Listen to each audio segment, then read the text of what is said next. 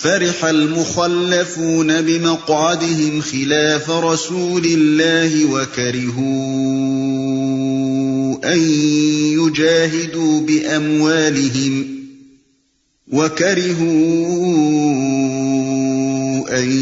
يجاهدوا بأموالهم وأنفسهم في سبيل الله وقالوا لا تنفروا في الحر قل نار جهنم أشد حرا لو كانوا يفقهون۔ جن لوگوں کو پیچھے رہ جانے کی اجازت دے دی گئی تھی وہ اللہ کے رسول کا ساتھ نہ دینے اور گھر بیٹھے رہنے پر خوش ہوئے، اور انہیں گوارا نہ ہوا کہ اللہ کی راہ میں جان و مال سے جہاد کریں۔ انہوں نے لوگوں سے کہا کہ اس سخت گرمی میں نہ نکلو، ان سے کہو کہ جہنم کی آگ اس سے زیادہ گرم ہے، کاش انہیں اس کا شعور ہوتا۔ فَلْيَضْحَكُوا قَلِيلًا وَلْيَبْكُوا كَثِيرًا جَزَاءً بِمَا كَانُوا يَكْسِبُونَ۔ اب چاہیے کہ یہ لوگ ہنسنا کم کریں اور روئیں زیادہ، اس لیے کہ جو بدی یہ کماتے رہے ہیں اس کی جزا ایسی ہی ہے کہ انہیں اس پر رونا چاہیے۔ فَإِن رَّجَعَكَ اللَّهُ إِلَىٰ طَائِفَةٍ مِّنْهُمْ فَاسْتَأْذَنُوكَ لِلْخُرُوجِ فَقُل لَّن تَخْرُجُوا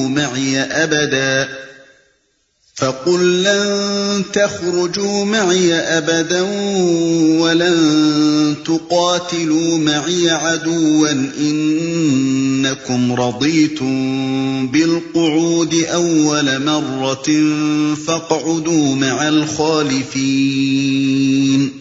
اگر اللہ ان کے درمیان تمہیں واپس لے جائے اور آئندہ ان میں سے کوئی گروہ جہاد کے لیے نکلنے کی تم سے اجازت مانگے تو صاف کہہ دینا کہ اب تم میرے ساتھ ہرگز نہیں چل سکتے اور نہ میری معیت میں کسی دشمن سے لڑ سکتے ہو۔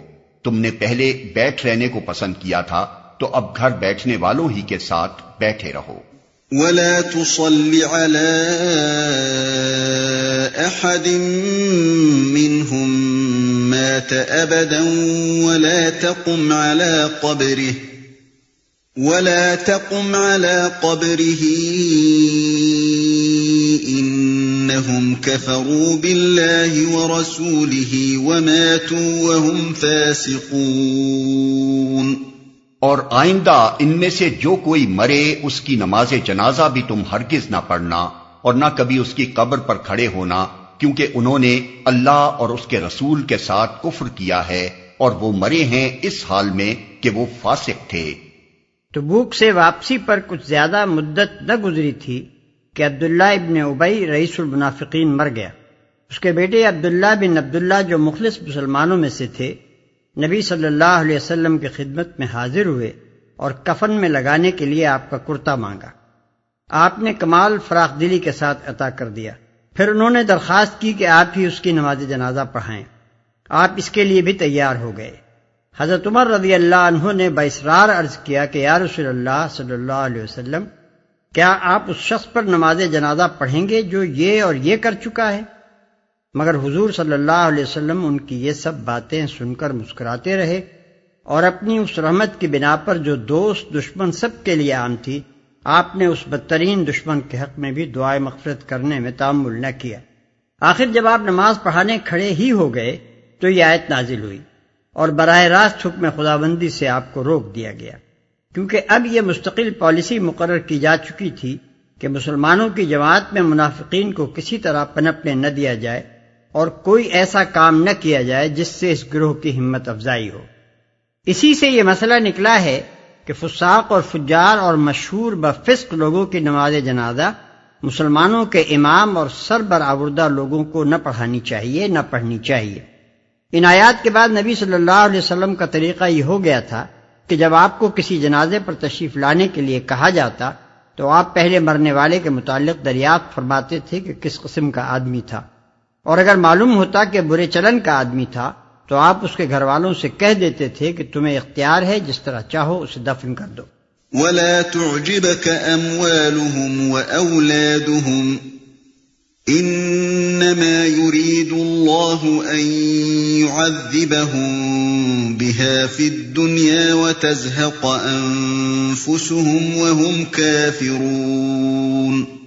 ان کی مالداری اور ان کی کثرت اولاد تم کو دھوکے میں نہ ڈالے، اللہ نے تو ارادہ کر لیا ہے کہ اس مال و اولاد کے ذریعے سے ان کو اسی دنیا میں سزا دے اور ان کی جانیں اس حال میں نکلیں کہ وہ کافر ہوں۔ وَإِذَا أُنزِلَتْ سُورَةٌ أَنْ آمِنُوا بِاللَّهِ وَجَاهِدُوا مَعَ رَسُولِهِ اسْتَأْذَنَكَ أُولُو الطَّوْلِ مِنْهُمْ وَقَالُوا ذَرْنَا نَكُنْ مَعَ الْقَاعِدِينَ۔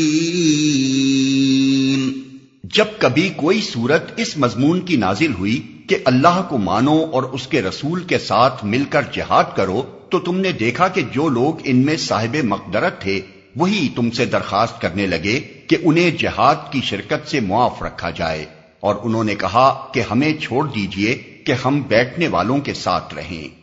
رضوا بأن يكونوا مع الخوالف وطبع على قلوبهم فهم لا يفقهون۔ ان لوگوں نے گھر بیٹھنے والیوں میں شامل ہونا پسند کیا اور ان کے دلوں پر ٹھپا لگا دیا گیا، اس لیے ان کی سمجھ میں اب کچھ نہیں آتا۔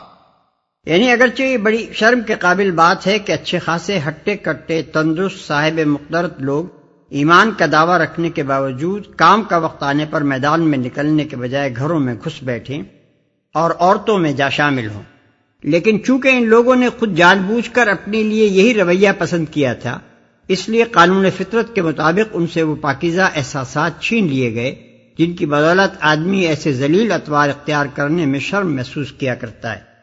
لكن الرسول والذين آمنوا معه جاهدوا بأموالهم وأنفسهم وأولئك لهم الخيرات وأولئك هم المفلحون۔ بخلاف اس کے رسول نے اور ان لوگوں نے جو رسول کے ساتھ ایمان لائے تھے اپنی جان و مال سے جہاد کیا، اور اب ساری بھلائیاں انہی کے لیے ہیں اور وہی فلاح پانے والے ہیں۔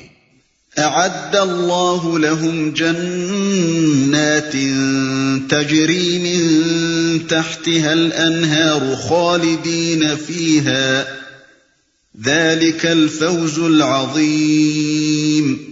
اللہ نے ان کے لیے ایسے باغ تیار کر رکھے ہیں جن کے نیچے نہریں بہ رہی ہیں، ان میں وہ ہمیشہ رہیں گے، یہ ہے عظیم الشان کامیابی۔